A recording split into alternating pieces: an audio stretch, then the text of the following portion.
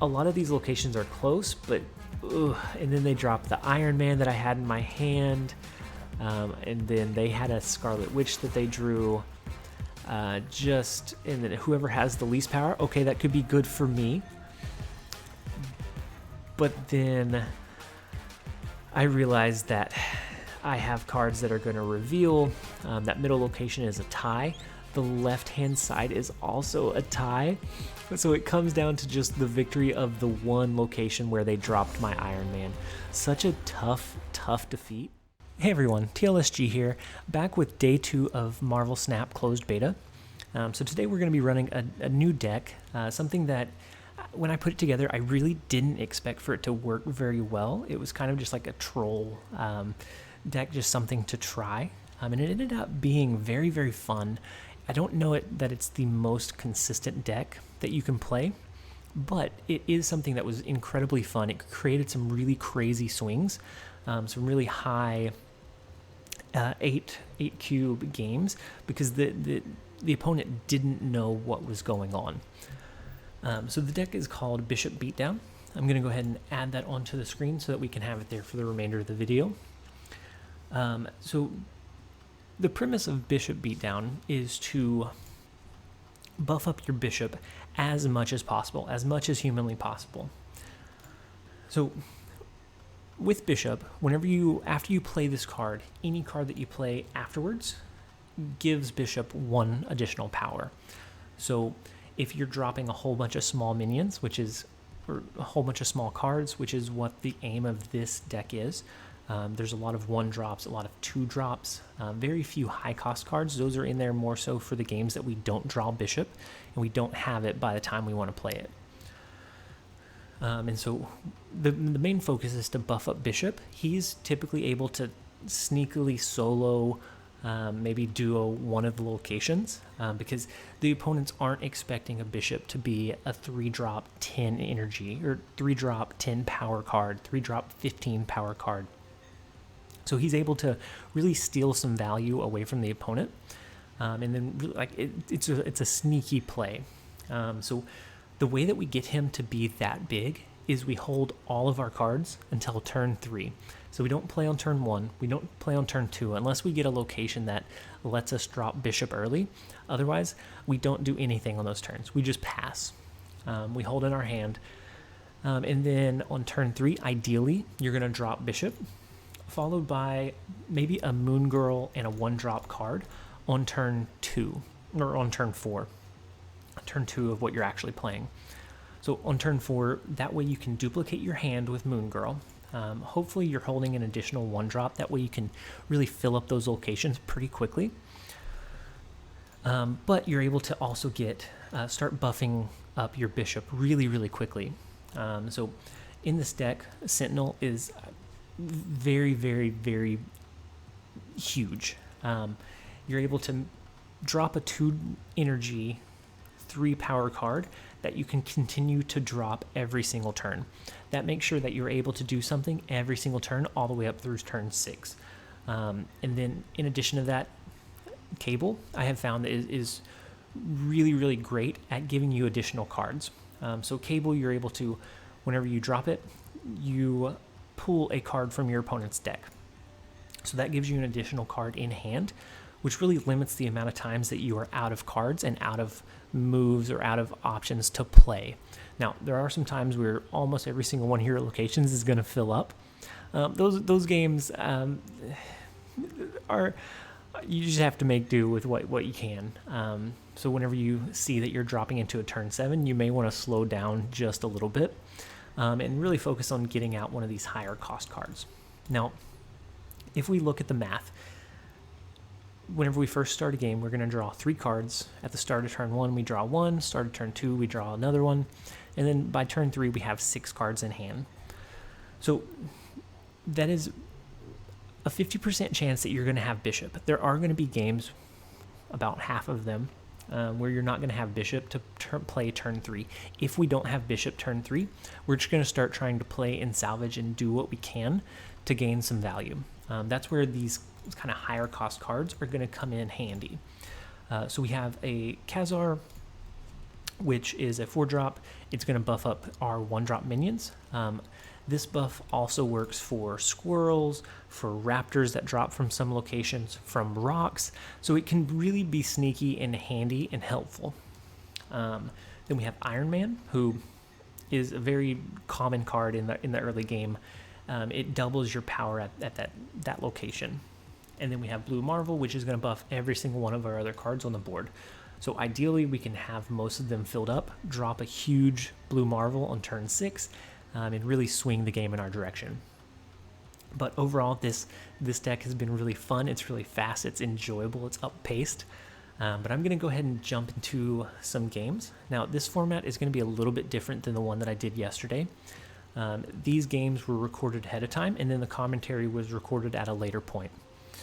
Instead of it being live commentary with the gameplay.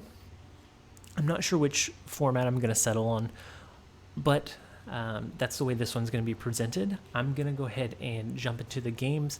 I hope that you enjoy them, and I'll see you in game.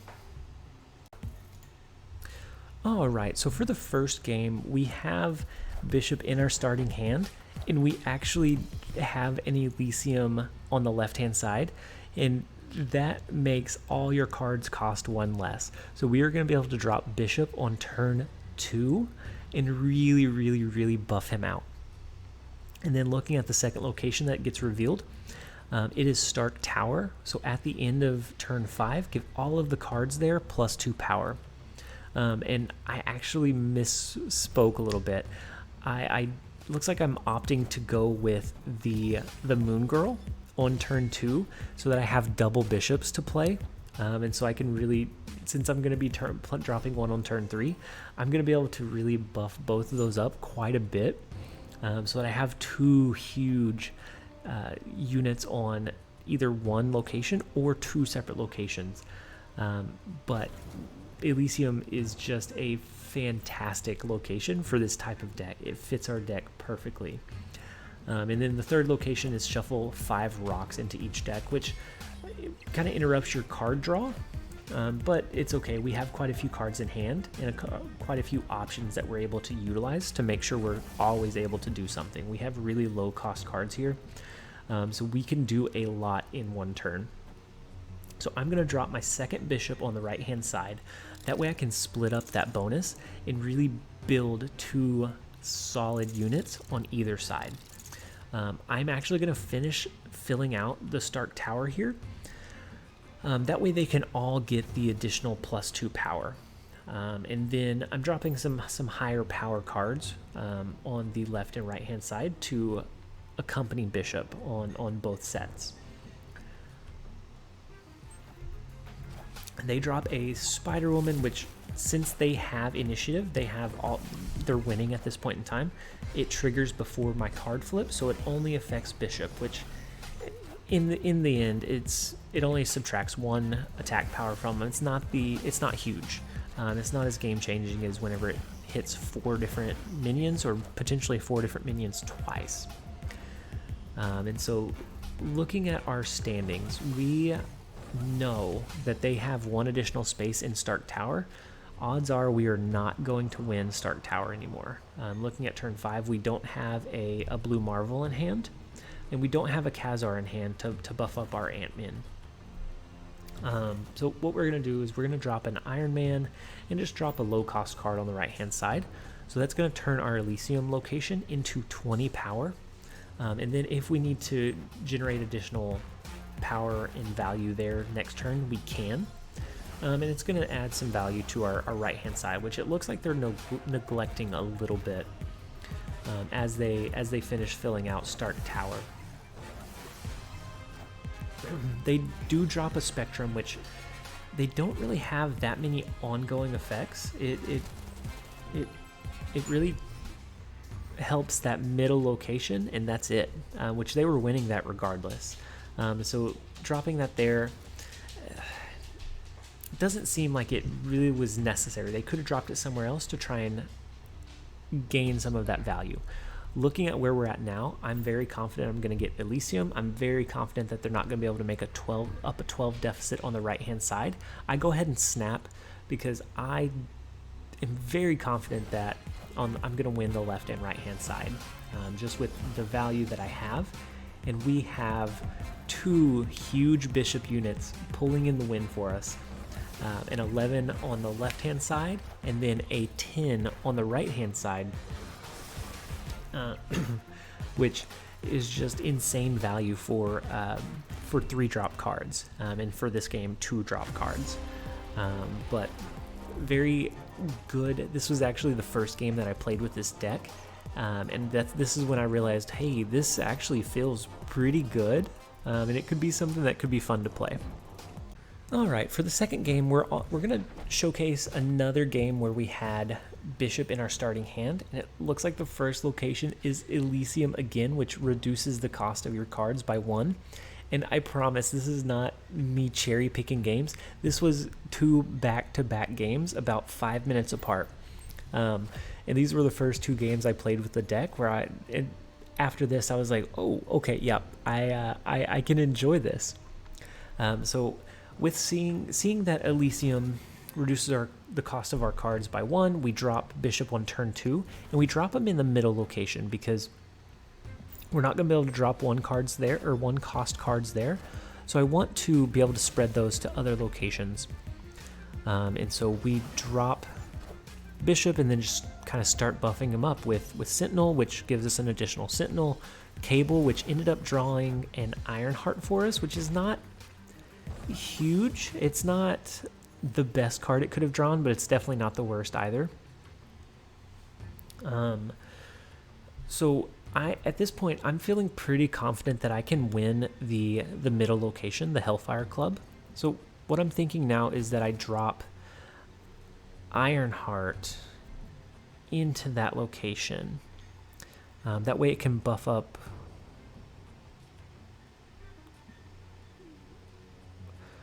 Oh, it looks like I was a little confused. But seeing it now, Ironheart in the middle, I'm feeling very confident that I can win that location because Bishop is going to keep getting stronger and stronger. So I go ahead and snap. They snap back almost immediately. But I do drop a Moon Girl, which is going to duplicate our 1-cost Sentinel, which allows us, we're going to be able to fill up pretty much the rest of the board. And then we have Iron Man and Blue Marvel to finish it off. But they drop the White Tiger, which is going to put one in the middle location, but that's not the end of the world. We have Bishop that's going to continue to gain value over time. And so it looks like Ironheart did trigger onto Bishop and our Sentinel in the middle, so we are feeling fairly confident for that middle location. So now we want to focus on winning one of the other sides. I'm going to go ahead and drop the first Blue Marvel. Since we duplicated them, that means I'm going to be able to do Blue Marvel to increase each card basically 2 times, but it'll increase each Blue Marvel once, but every other card it's going to add 2 value, which is just insane. So for turn 5, I do top deck Ant-Man, so it's a card that I'm able to play. And then I have Sentinel, which is going to be my 1 energy card, and then I can drop Blue Marvel as well. So a very big turn 6, and I'm still feeling fairly confident. They do have 2 Tigers in that middle location now, but I'm feeling confident that with Blue Marvel I can swing this right hand side. The left hand side I'm feeling very confident about because of the 2 1-drop cards. They shift around a little bit here. I see my stuff start triggering. It does about what I would have expected, but now I see that I'm gonna win the right hand side pretty heftily, and so now I'm a little bit nervous about what they dropped on the left. And so waiting through all of my effects, they drop an Odin, which is gonna re-trigger the White Tiger's effect, so it adds it to the right hand side, which is really smart play to trigger the Ant-Man, and it looks like it comes within 1 power of taking over that middle location. A very, very close game, but ultimately they played that, I think, as perfectly as they could have, but ultimately just barely had a value over them. For this game, we have another one where we do have bishop in our starting hand, but I promise these were 3 consecutive games.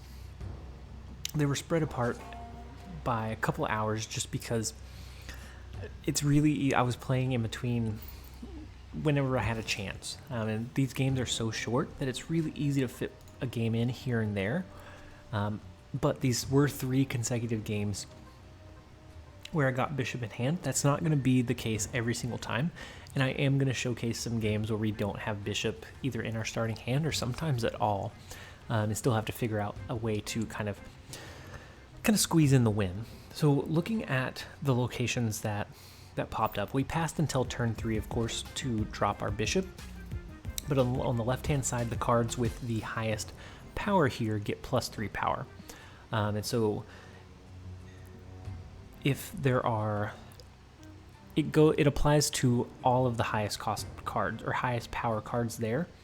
So if there is a card that is 5 and you have another 5 drop, that one gets the value as well. And so if you can use it strategically, and I think it happens one other time in this video, then you can get a lot of value out of it. But I did focus on the right hand side, dropping the bishop and the cable, because you can't drop 1 cost cards there. And I know that this deck focuses very heavily on 1 drop cards, so I want to be able to make sure I win that location even without maybe a lot of cards. So with cable, I was able to draw blade, which is a pretty decent 1 drop card, and to get around the discard mechanic that he has, I'm going to duplicate my hand just before blade's effect triggers, and so that way I can guarantee that even if the best card gets pulled, it's not gonna influence or impact it very heavily. So he has a pretty good turn in the middle. So he drops a deadlock, which is going to kill the card that upon death gives all of your other cards +2, and then an angel, which comes out from his deck, which I didn't realize was a card, which you could see earlier. I was kind of digging into it and looking at it. I didn't realize that was a card. I hadn't seen it before. So it is now turn 6. I had already snapped. I'm feeling confident that he's not going to play on the right-hand side, the Hellfire Club, because it's a hard deficit to come over. So what I'm going to have to do is overcome Monster Metropolis and the 13 he has there. So I have 6, a 6 deficit, and he drops an Electra, which if this had went according to plan, it would have given +3 for all the cards there, plus an additional 3 for Ant-Man's effect, and it would have been very, very close. So it would have been an additional 6, but it just so happens that Electra came in very, very clutch. It was a very smart play. Them holding it to the end was very, very sneaky, and it worked in their favor. I don't know that it necessarily changed the game. It would have been close, but I haven't done the math to see. But either way, it was a very sneaky, very good play. All right, so next up we have a game where we still have Bishop in our starting hand, but we have Baxter building. The reason I wanted to showcase this this game is because I saw the Baxter building, I saw that I had Bishop, I saw I had a Korg and a couple of low drop cards, so I felt pretty confident. I went ahead and I snapped right away, but the opponent snapped right away as well, and so then I started second guessing myself. But at this point I have to stick to my strategy. I went ahead and I bypassed rounds 1 and 2, and then we are going to look at turn 3 to start playing. And looking at the big house, oh nope, they dropped a Scarlet Witch on it, and they get an additional squirrel at each location. So I have mixed feelings now. They have a lot of cards already, but knowing that they can only drop 1 more card on the left and the middle location gives me a lot of information and a lot of room to kind of play around their power spike. So they got a lot of cards early, but now now it's a little tough for them to play. They have to be strategic. So on turn 3, I drop Bishop, and now I'm looking to buff it up. So I draw Moon Girl. I'm going to go ahead and drop Moon Girl and Uatu so that I can duplicate Cable, I can duplicate Ant-Man, so that I can really fill up the rest of those locations. And then that way we can start buffing up our Bishop. And they drop a Khazar, which makes me, I was feeling pretty confident until I saw the Khazar come down, which at that point made me pretty nervous, because every single one of their cards is a 1-drop minion that gets that additional 1 power boost from Khazar. So it was the perfect card that they could play. But what I'm going to do is finish filling out the rest of my locations. So I drop an Ant-Man, and I drop 2 Cables to steal some cards from the opponent, and see if I can find something useful that I can use. So I get a Morph, which is not great, given that they're running a low-cost deck. And then with my second Cable, we are able to draw another Ant-Man, which, if we can draw the Khazar, is huge. So we do draw Khazar on turn 6. We get very, very fortunate with that. And then we are going to drop our Ant-Mans at each of the other locations, because not only does that fill them up and trigger their +3 ongoing bonus, but they are going to get a benefit from Khazar as well.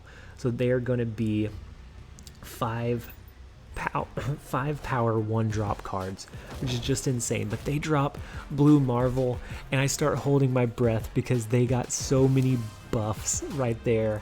But I know I have buffs coming in too, but it's just so back and forth this game. And we snapped, I remind you, we snapped on turn 1 before anybody knew what the other had in mind. But we were able to hold it out just barely by a couple of points at each location. But there was so much back and forth with that game. It was the closest game that I feel like I have had where I came out with a positive result. Alright, so we have a game here where we don't have Bishop in our starting hand, but we do have Uatu, so we're able to get some information on the other locations, the middle one being Mindscape, so we switch hands at turn 6, the left one being Murder World, where any cards that are there at the end of turn 3 are destroyed, so we don't want anything there until after turn 3. But looking at that right hand location, whoever, I believe it's Baxter, the Baxter building, whoever wins that one, it's the one where 1, 2, and 3 drop cards cannot be played there, which is the majority of my deck. So instead of holding out, trying to wait for Bishop, I'm gonna go ahead and drop as many cards as I can there, so that I can get some value. And then maybe towards the end of the game I'll drop some, but I wanted to get something there before it was locked out. So we play the Scarlet Witch to stop that we drew from Cable, to stop the middle location from switching our hand at turn 6. And then we get the card with the highest power gets +3. So that is going to trigger for all 3. It's a 3-way tie for 2. So with that location, any card that has the highest power, so if it's a 5-drop, any other 5-drops there, if that is the highest one, get the additional 3 power as well. So it can span quite a ways. It can swing quite a bit if you're able to kind of synergize that up and play it well. So they actually dropped a Swordmaster so that it's a very high attack card. So at this point, I don't think I can get Metropolis, even with Bishop there. So I have to go back to the drawing board. I don't have a great play line either. All I have in hand at this point is Blue Marvel. So I'm going to drop Carnage first so that it doesn't destroy or eat any of my other cards. And then I'm going to drop a Sentinel so that I draw an additional Sentinel and I can continue to have things to play. And with this being turn 6, we are now tied in the middle location, but we're really close on the left and the right hand side as well. So I'm thinking that if they don't focus on that middle location, maybe with Blue Marvel I can pull it out and then maybe they only focus on one of the other locations, so maybe the left hand side or maybe the right hand side. And with Blue Marvel, I can kind of sneak that value in there, and they do only play one card on the left hand side, so Blue Marvel is able to swing both the middle and the right hand side for me. And so even without a very big bishop, we were able to pull that one out just very, very luckily. We didn't have a lot of low cost cards, but we made do with what we had. All right, so we do have a game where we don't have bishop in our opening hand. I wanted to make sure I showcase some of those and some of the kind of play mechanics that you have to be aware of if you run into something like that. So I do have Uatu, and I see the other locations. So the middle one is on turn 5. You put a card from each player's hand here. So what I'm wanting to do with this is try to lower my the cards in my hand early. So whenever I saw that, I went ahead and played Uatu, even though most of the time I would skip until turn 3. I went ahead and did it just to try to minimize the amount of cards that it could choose from at the end of turn 5. And so then on the right hand side, I see that it's a Baxter building, so winning that location is going to give me value in the other 2 locations as well. So that's a pretty important location to win. And then on the left hand side, we have Mindscape, which is going to switch our hand on turn 6, which is not great. But I do drop a Moon Girl to duplicate my high cost cards. So Khazar, I can play twice. I can drop an Ant-Man. I can drop multiple Ant-Mans. I can hope that Grand Central is going to pull a Blue Marvel into that location. It gives me a lot of options to kind of choose from. They drop a Khazar as well. It hits a few of their targets, but it is what it is. So on the right hand side, we have Ant-Man that I'm going to go ahead and drop. I have 4 additional mana that I can use. What I'm wanting to do here is mitigate the cards that I have in hand, because I want it to choose a high value card. And seeing that I only have these 4, I go ahead and snap, and they snap right back. But what I failed to realize, I forgot that Cable is going to trigger before that effect kicks in. So I'm going to draw a card from the opponent's deck. So this is actually not going to be as high value as what I was thinking. I was thinking that I was going to get a Khazar, a Blue Marvel, or an Iron Man for free in that middle location. And even with the 4 to 5 odds, the 1 out of 5 chance, it pulls the Star-Lord that I drew from the opponent's deck, which gives me 5 value, which is not great. And I've already snapped. I've already committed at this point, but it does not look good. Had I got an Iron Man here, that would have been huge value. I would have won that middle location, but we're gonna try and finish this the rest of the way out. So I go ahead and play all of my cards, max out all of the locations, which is just, it's really honestly crazy to see all of your locations being maxed out. But I go ahead and finish dumping the rest of the cards that I have in my hand. And I'm doing some math. A lot of these locations are close, but and then they drop the Iron Man that I had in my hand, and then they had a Scarlet Witch that they drew. And then whoever has the least power, okay, that could be good for me. But then I realized that I have cards that are going to reveal. That middle location is a tie. The left-hand side is also a tie. So it comes down to just the victory of the one location where they dropped my Iron Man. Such a tough defeat. But it was really closely played. It was really close. But it just wasn't quite able to get there because of that card switch from that left-hand location. And the Cable draw, it could have happened, but it just didn't fall right. All right, and so coming up, we have another game where we didn't have Bishop in our opening hand, but it does look like we draw him on turn 2, so we did luck out. But Looking at the locations, Baxter Building, whoever is winning this location gets +3 power at the others, which I'm thinking, when I see that, I'm thinking that's probably where I want to park Bishop, because I want to make sure that I win that location. Because that can be a really big swing. It could be the difference between winning or losing the other 2 locations. And it's just additional value for making sure that you win it. And then the middle location is Stark Tower. So I skip until turn 3. I'm going to drop Bishop. But after that, I'm going to want to start filling up Stark Tower so I get the additional +2 power to my minions, or to my cards there. And then on the right-hand side, the location is Shadowland, which drops a ninja on each side with -2 power. I'm feeling fairly confident, so I go ahead and I snap. And I start filling up this middle location. I'm going to drop an Ant-Man and then a Moon Girl to duplicate my hand. That way I'm going to have additional cards to play. I'm going to have 2 Sentinels that I'm able to play. I can drop 2 Carnages if I want to. Iron Man on each location. It gives me some additional room to maneuver and play around with. And so, not the best Moon Girl duplication, but it's not bad either. And so we're currently losing the middle location, but I do think I'm going to drop a Sentinel to finish off this middle location.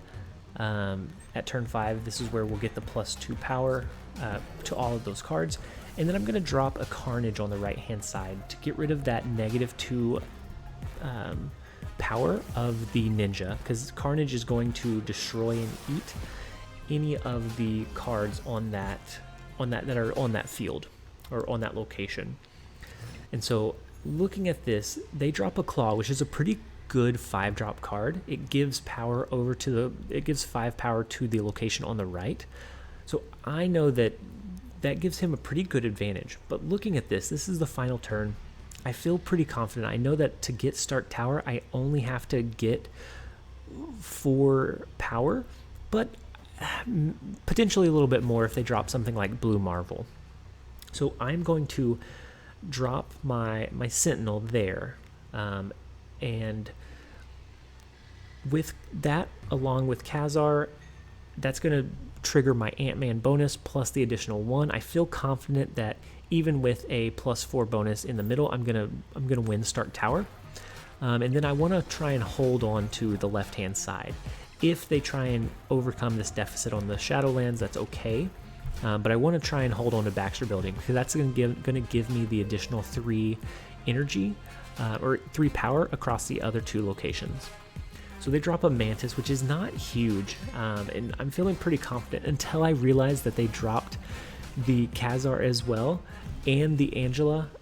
So it becomes a very, very close 1 power location, and that would have thrown the game in their direction. They would have won, but it was very, very close. All right, so the last game that I have for you guys today is another game where we did not start the game with Bishop in our hand. But looking at this left-hand location, on-reveal effects happen twice at this location. And then our middle location, ongoing effects here are doubled, which is just, honestly, it's pretty good for some of our higher cost cards. So like Iron Man, Khazar, Blue Marvel, all are going to benefit from that effect in the middle. And then on the right-hand side, we get, you can't play cards here after turn 4. So seeing that one, I start feeling pretty confident. I have a Khazar, I have an Iron Man in my hand, so I'm feeling pretty confident about the middle location. And I have some pretty low cost cards that I can rush out into the right hand side. So I'm feeling pretty confident. So I go ahead and lock in an early snap, even without Bishop. But we're going to go ahead and drop 2 of our 1-drop cards, because I know that I am going to drop Khazar at some point in this game. And that is going to give me 2 additional value for those 2 cards. Now, since the right hand location locks down after this turn, I am going to go ahead and fill it the rest of the way up. I'm going to put all 4 cards there, use up the rest of my mana. That way I can lock it out and start feeling pretty confident about this location, and then really focus on some of the other ones. But he does have, he dropped an Ironheart in the wrong order. Had he dropped Ant-Man first, he would get an additional 4 value out of that, because it would have hit Ant-Man. Instead, it only caught 2 of the 3 cards that it could buff. So that 4 energy, I don't know that it is close enough to really make a difference in this game. But it is something to note that he should have played Ant-Man followed by Ironheart in the turn order. That way he would have got the additional value out of it. And so now on turn 5, looking at it, I drew a blue Marvel, but I only have 2 turns. And so I know that I need some value in the middle lane, because I'm feeling pretty confident in the right-hand side. Maybe he plays something that sends over a Tiger, which is a 7 cost or a 7 power card. And at that point, it's going to tie us. So I know that I still need to play something that is going to buff me up. And looking at it, I could play Blue Marvel, and then that would give me, what, 5, because it would do the Blue Marvel, which is 4 plus 1 for Iron Man, and then it would hit all of the cards on the right-hand side. Or I could do Khazar, which is 4 drop.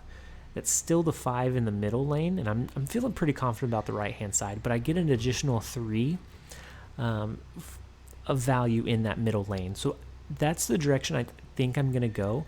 I'm not going to go ahead, I'm not going to worry about dropping Blue Marvel, because the ongoing effect would have happened twice, but I don't think it would capture the amount of power I would have gotten from playing these 2 cards there. And feeling pretty confident on the right hand side, I don't really worry about it.